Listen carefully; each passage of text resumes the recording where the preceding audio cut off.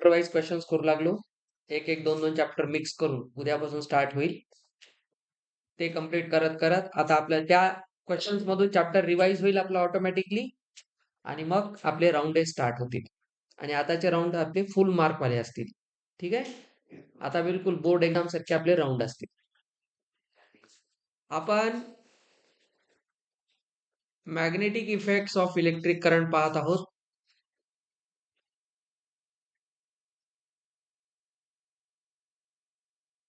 याच्यामध्ये आपण last topic काल कुठपर्यंत आलो होतो? लास्ट टॉपिक कोणता पाहिला काल? आपण फ्लेमिंगचा लेफ्ट हँड रूल फोर्स पर्यंत आलो होतो आपण. ठीक आहे. आता याच्यामध्ये मी तुम्हाला म्हटल्याप्रमाणे इलेक्ट्रोमॅग्नेटिक इंडक्शन तुमच्या सिलेबस मधून काढून टाकलेला आहे. ठेवायला पाहिजे होता, छोटासा टॉपिक आहे. पण इलेक्ट्रोमॅग्नेटिक इंडक्शन ठेवला असतं ना, त्यासोबत तुम्हाला एसी जनरेटर पण ठेवावं लागला असतं त्यांना.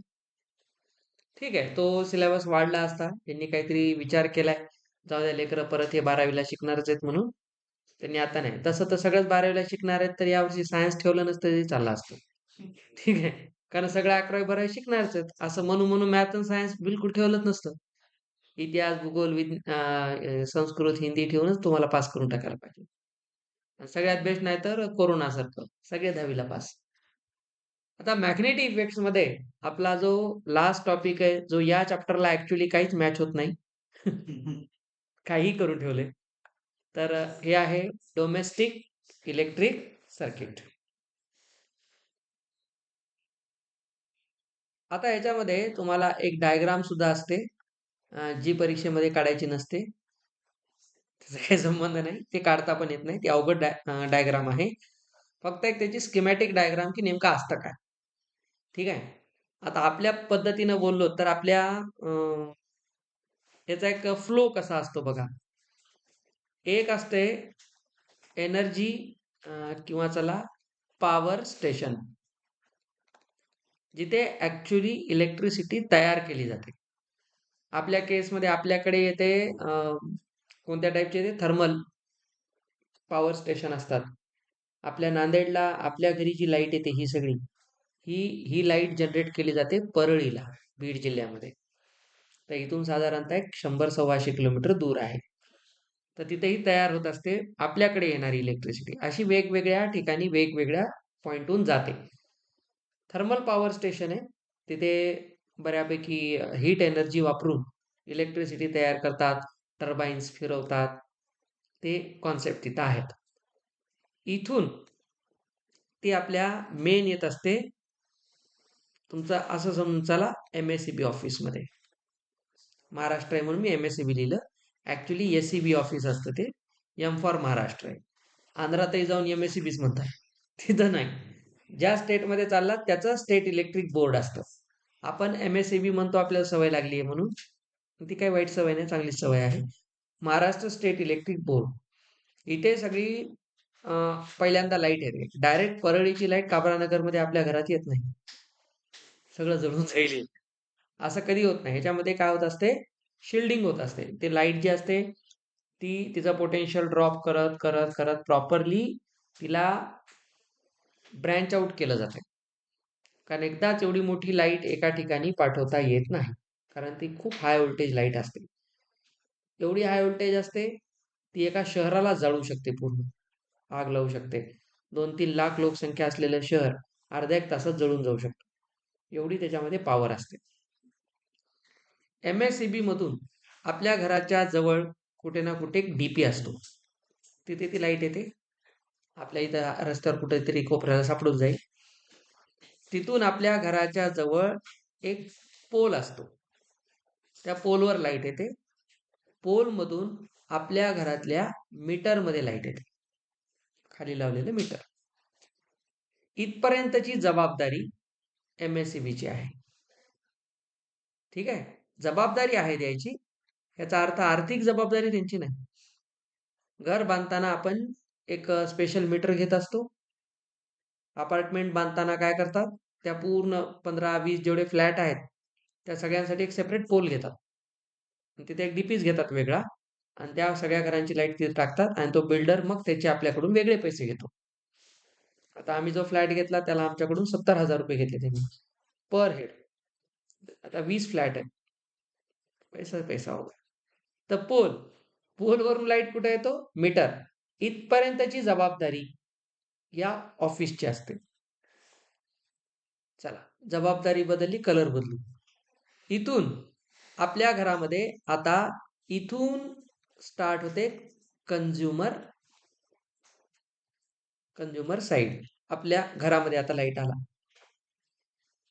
हे सगळे येत असताना आपल्या पोलवरून आपल्या मीटरमध्ये इथून एल आणि एन अशा 2 टाईपचे वायर येत असतात. एक जाड, it's very thick covered coloured wires, covered and coloured wires. हे 2 येतात. L for live wire, N for neutral wire. ठीक आहे. Live wire has red colour, neutral wire has black colour. Neutral wire black असते. Sir आम्ही रंग कसा लक्षात ठेवा? लाईव्ह म्हणजे रेड, एकदम डेंजर. त्याचं नाव लाईव्ह आहे आणि हात लागल्यावर आपण डेड होतो. ते आहे live, but we won't be alive. त्याला जर टच केलं तर त्याला डायरेक्ट हात कधीच लावायचा नाही. लावून बघू काय होते असा विचारही करायचा नाही. तर बिलकुल याच्या नादी लागायचं नाही. हे अतिशय डेंजर असते, अतिशय. ठीक आहे. तर हे रेड कलरचं असतं, हे ब्लॅक असतं. रेड त्याला मुद्दामच तो कलर दिलाय, तुम्हाला सतत जाणीव व्हायला पाहिजे की ह्याच्याशी खेळायचं नाही. ब्लॅक काय आहे आता हे समजून घ्या. हे वायर आणि हे वायर या दोघांचं असतं एक पोटेन्शियल व्ही. याचं पोटेन्शियल असतं 220 व्होल्ट. 220 व्होल्ट असताना ह्याला ऍक्च्युली RMS म्हणतात. हे RMS व्हॅल्यू असते, रूट मीन स्क्वेअर. रूट मीन स्क्वेअर ह्याच्याबद्दल तुम्ही 12वीला गेल्यावर शिकाल. हा नंबर कसा येतो, काय येतो, ह्याचं डेरिवेशन आहे, हे व्होल्टेज कसं येतं. ह्याला RMS व्हॅल्यू म्हणतात. आपल्या कोणत्याही डिव्हाइसवर जे व्होल्टेज प्रिंट होऊन आलेलं असते त्या बॉक्सवर, ती त्याची RMS व्हॅल्यू असते आणि ही व्हॅल्यू असते मॅक्सिमम युजेबल व्हॅल्यू. तर एवढं व्होल्टेज आपण वापरतो. This is also very high voltage, it's not joke. 220 volt खूप अवघड असते. ब्लॅक असतं, याचं पोटेन्शियल 0 असतं. बघा, पोटेन्शियल डिफरन्स झाला 220 व्होल्टचा.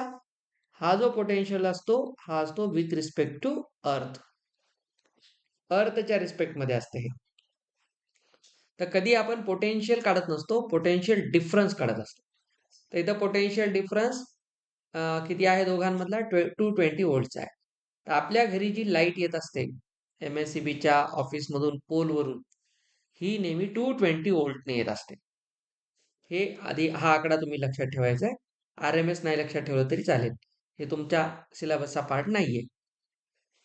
आता हे इथपर्यंतचे हे जे 2 वायर असतात हे आणून MSCB आपल्या मीटरमध्ये सोडते. आपल्या मीटरच्या डब्याच्या वर एक असा रॉड असतो, 2 रॉड असतात. त्या 2 रॉड मधून हे 2 कलरचे वायर सोडलेले असतात. अतिशय हाय क्वालिटीचे वायर असतात ते, आणि त्याचेच हे आपल्याकडून पैसे घेतात 70,000 रुपये पोलवरून कनेक्शन द्यायचे. इथपर्यंत MSCB ची जबाबदारी. आता ती लाईट तिथून कुठे येते? आपल्या घरामध्ये एक मेन स्विच असतं. घरामध्ये आलं, मेन स्विचला येतं. तर असं समजा एक आहे मेन स्विच, ह्याच्यामध्ये पण इथून खर्च आपला. इथे पण आपण काय करतो? रेड आणि ब्लॅक वायर्स घेतो आपल्या घरामध्ये. आणि मग ह्याचं जे पुढं कनेक्शन आहे, आता नीट बघा. हे झालं. कधी कधी एक गोष्ट लक्षात घ्या, परीक्षेत कन्फ्युजन होऊ नये म्हणून. हे जे ब्लॅक वायर आहे neutral, sometimes this can be brown also. हे ब्राऊन पण असू शकते. तर तुम्ही फक्त एक ऍडिशनल माहिती म्हणून लक्षात ठेवा. ब्लॅक नॉर्मली केसमध्ये ब्लॅकच असतं, कधी कधी ब्राऊन असू शकतं. असू द्या, काही प्रॉब्लेम नाही. आता मेन बोर्ड मध्ये, मीटर मधून आपल्या घरातल्या मेन स्विच म्हणा किंवा याला मेन बोर्ड म्हणा, मेन बोर्ड मध्ये लाईट येते.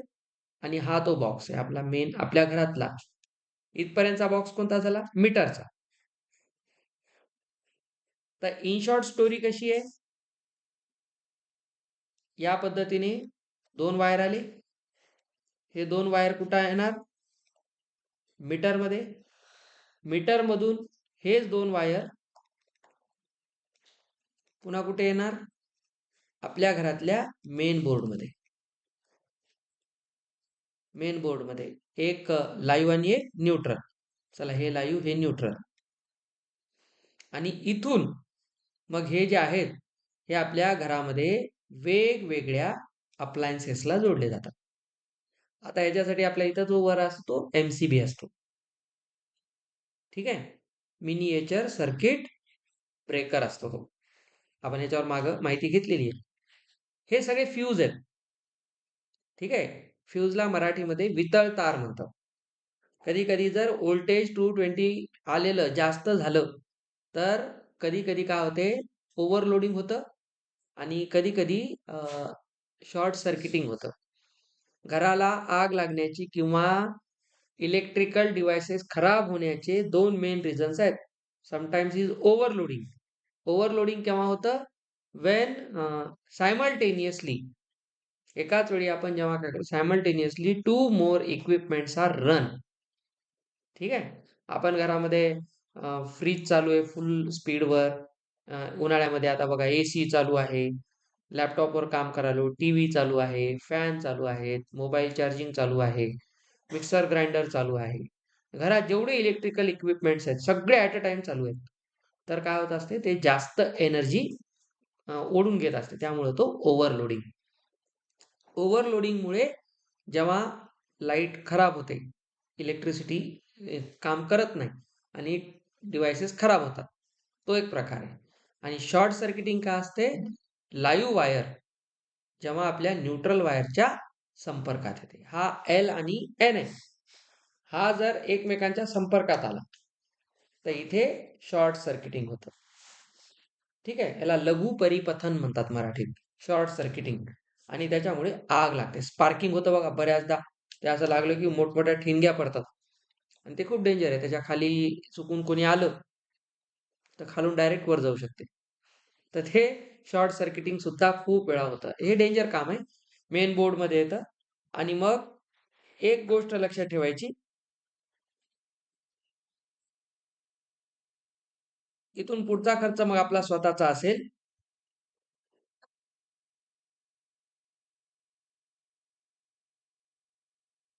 याच्यानंतर आपण पुढे आलो, तर आपल्याला इन शॉर्ट आता काय लक्षात ठेवायचंय?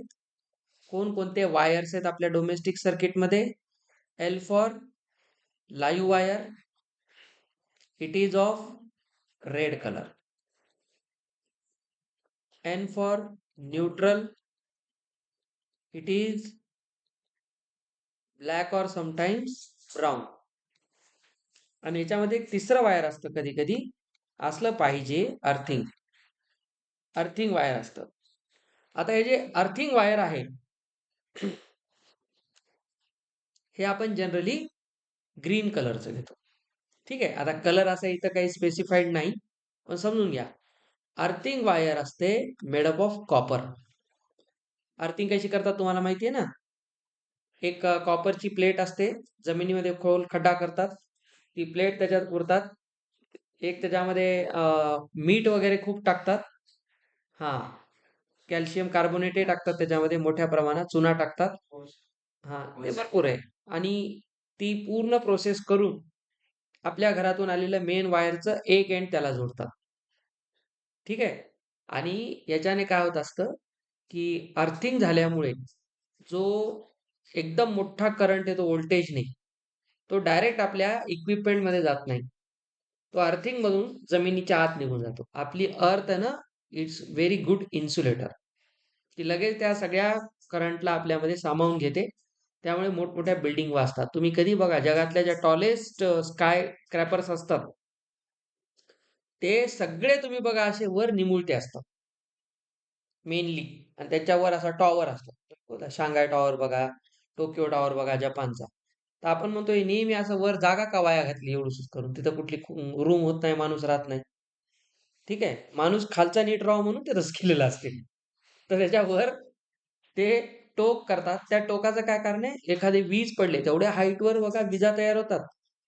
बुर्ज खलिफा वर गेल्यानंतर आपण ऍक्च्युली ट्रॉपोस्फिअर मध्ये आहेत की नाही हेच माहित नाही.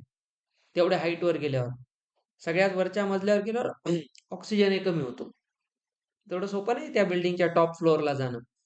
आणि त्याच्यातून जर म्हणलं चला थोडं गच्चीवर फेरफटका मारून येऊ, तिथं असं एकदम असं तिथं असं वर जाता येत नाही. त्याला तुमच्या इथं टेरेस गार्डन आहे का? हं, असं कुठेही जायचं नाही.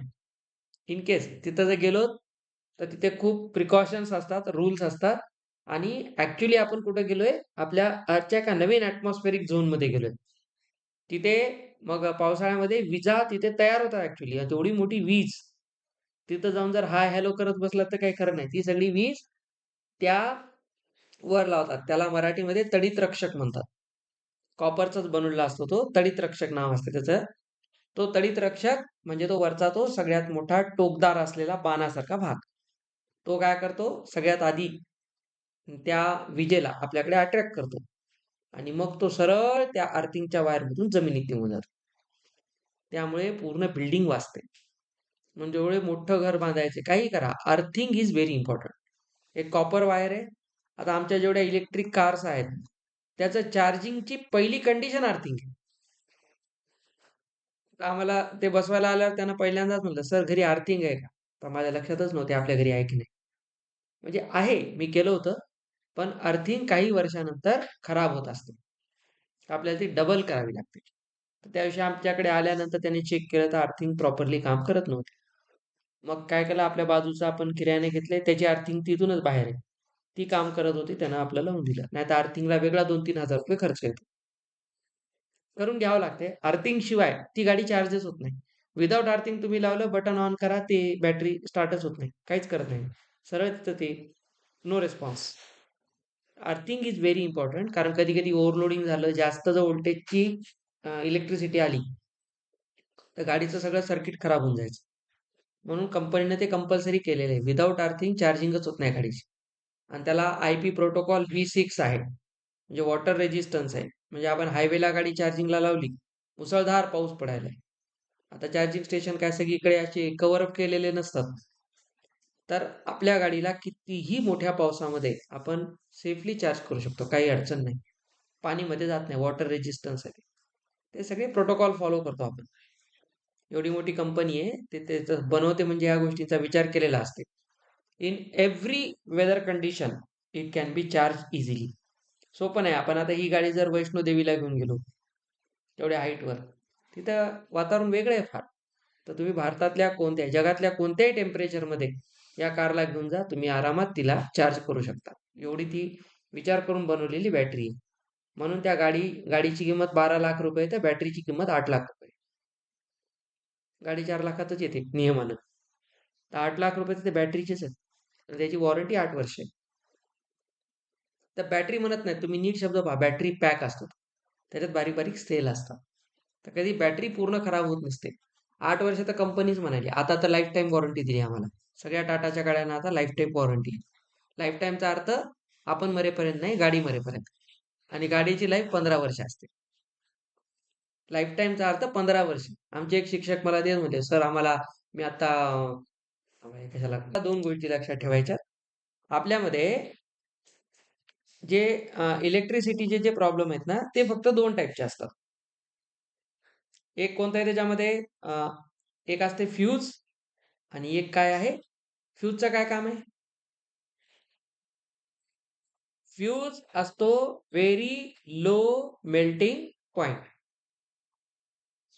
मेल्टिंग पॉइंट फार लो असतो. ठीक आहे. आता याच्यामध्ये लक्षात घ्या, हा काय करतो? लो मेल्टिंग पॉइंट आहे. याचा रेजिस्टन्स खूप जास्त आहे आणि जेवढं रेजिस्टन्स जास्त, तेवढा करंट कमी फ्लो.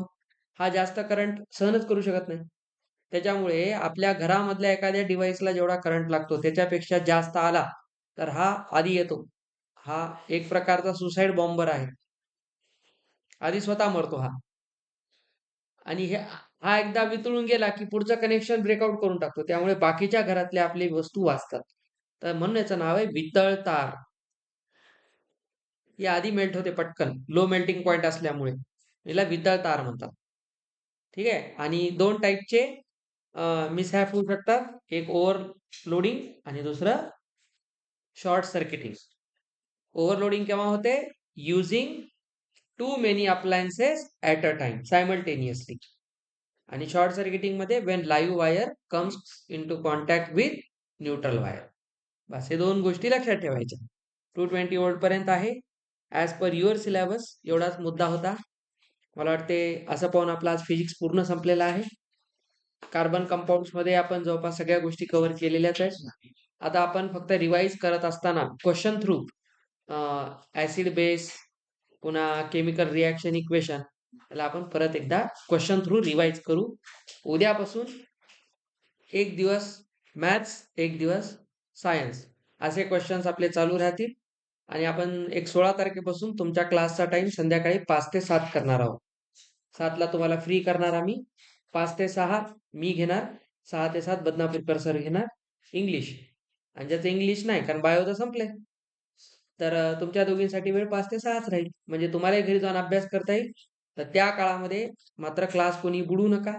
कारण आता मी रिवाईज करत हे करणार आहे. आम्ही तुम्हाला एक 25-26 जानेवारीपर्यंत ऑफिशियली राउंड वगैरे घेऊन एक महिनाभर अजून व्यवस्थित आपण करू.